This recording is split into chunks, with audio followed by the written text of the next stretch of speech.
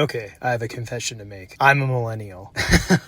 It seems like nobody wants to admit that they're a millennial, and it feels like if you're born between, like, I don't know, 1980 whatever and 1996, it's like the last thing you want to do is admit that you're actually a millennial, because like millennial has just become such a dirty word in society. Like, I've seen people born in like 1985 try to claim they're like Gen X, and I've seen people that are born like when I was born in 1996 try to claim they're Gen Z, or even something more egregious like someone from like 1990 trying to claim that they're actually, well, I'm really like more spiritually Gen Z, or something like, yeah, you know, I'm kind of like a Gen Xer, and they're born in like 1987 or whatever. Like, it's crazy. Like, people just make up what generation they want to be in. And I think generations are kind of arbitrary. Like, millennials, as far as I'm concerned, I think what the official like definition of millennial is, like, Americans born from 1981 to 1996. And there's also like subgenerations like zillennials, like with a Z for Gen Z and millennial, like combination, I guess, probably what I would be in. Or like zillennial with an X, which is like, it's from like 1970 whatever to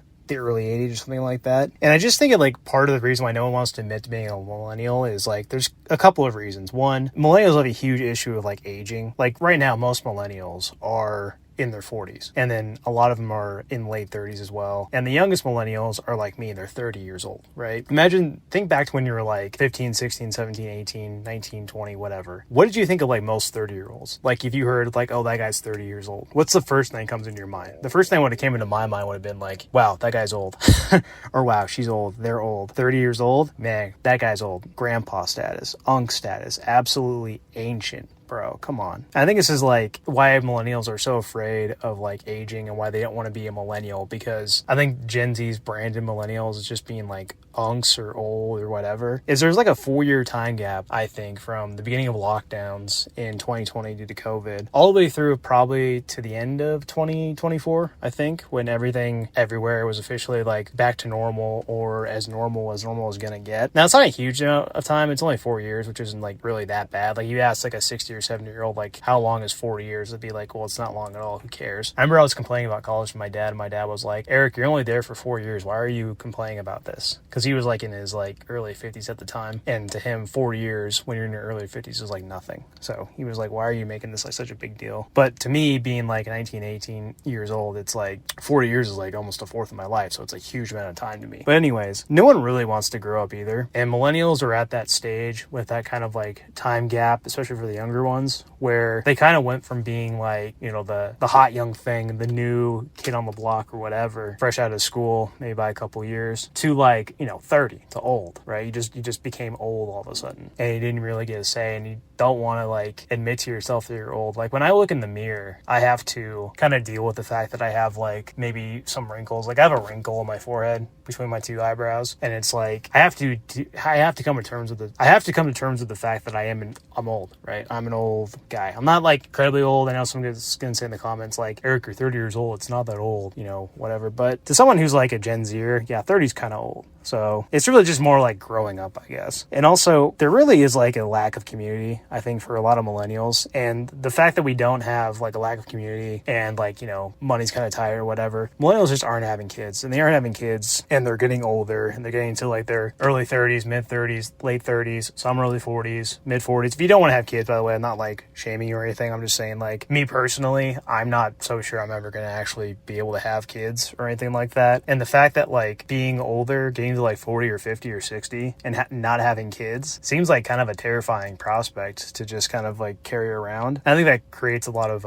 existential angst within millennials. And because like we're all getting older, and we're all like kind of attaching our generation to our age range, we kind of don't want to admit to ourselves that we're 40 or 45 or 50 or whatever. So we just like attach it to being like a millennial. So we just want to be like, oh no, I'm not a millennial, I'm a Gen Zer, even though I was born in like 1992 or whatever, right? I'm not old, I'm still young, I still got it, you know? And also, that's another thing too, like I think Gen Z and Gen Alpha on like TikTok or YouTube or whatever, I've been seeing a lot of videos about like, you know, millennial cringe. I don't bother to watch them because I don't like watch things that are potentially going to make me mad or rage bait me, which, by the way, never watch rage bait unless it's from me. I don't always watch rage bait. But anyways, the whole point is like, from those videos, I think, is like millennials aren't as social relevant as they were 10 years ago, and a lot of stuff they do is just like, you know, old memes and stuff like that, stuff that's had their time, it's gone, it's past, and millennials just kind of can't let it go because they don't want to grow up. So it's just like they still say things like "lehik and sad" or "my doggo" or "my pupper," or they do like the Chungus aesthetic where they're just kind of like sloppy and they do like dumb little stupid goofy dances to try and like seem funny when it just comes off as just incredibly cringe. And I think it's like a natural process also of everything just kind of dying off and moving on to the next generation, which is Gen Z. And then unfortunately, if you're Gen Z and you're watching this, you're going to be in my position in about 10 years thinking the exact same things, feeling the exact same things, and Gen Alpha and Gen whatever comes after Alpha is going to call you cringe and old, and Gen Z is so cringe. I can't believe how cringe Gen Z is in like 2035 or 2040 or whatever. I think it's kind of also hard to accept because millennials grew up, at least on the younger end, like my end of the generation, grew up with the internet. Granted, it wasn't like as widespread, like, you know, you weren't on it 24/7, but Facebook was invented in like 2004, I believe. Like, it was pretty much like embedded to where over half the generation of the millennials had like Facebook in high school or something like that. Like, I had Instagram in college and high school. You know, it was still around. Like, Snapchat was around. It was like 28.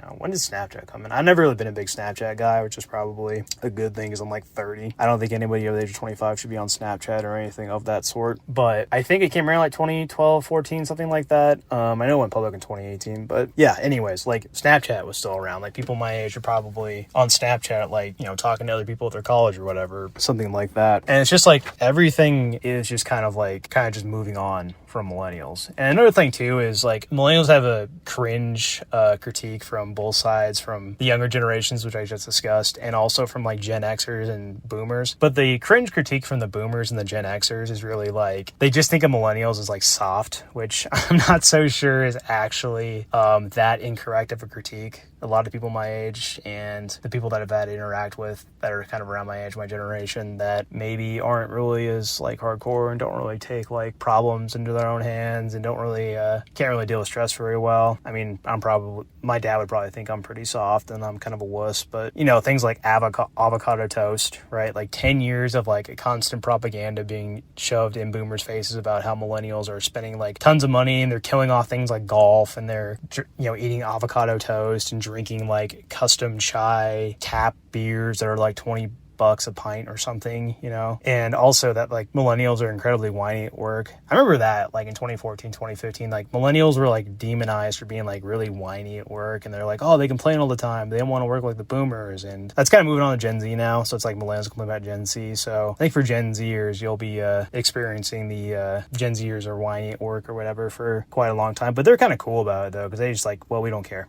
I think millennials like took it incredibly personally that they were being called soft by the older generations, which is something that I don't think you really should take personally, because there is like ancient Greek philosophers like Aristotle or Socrates or Aristotle or Plato or whatever. I'm not sure who it was, but they're basically complaining about like people like in Athens being just like absolutely soft. And this was like 2,500 years ago with no air conditioning, no heating, no toilets, no fresh water, like tons of stuff that like every generation alive today has had and hasn't even really had to think about, at least in America. And the people who didn't have that were being called soft 2,500 years ago, right? But basically nobody wants to be millennial because being a millennial is cringe. I don't think it's like totally like hopeless though if you're a millennial. I mean, we're still kind of relatively young, I guess, kind of, right, in the grand scheme of things. And also generations are just dumb. I think my personal standpoint is like, yeah, I'm a millennial. I'm not going to say I'm not because it's dumb to say otherwise. But also it's like, it's a dumb arbitrary number. Like, who cares what year you're born in? Like, you could shift those generations around however you want. You could say like 1985 to 2002 is a millennial or something, or you could be like, oh, 1937 to 1956 is a baby boomer, right? Like,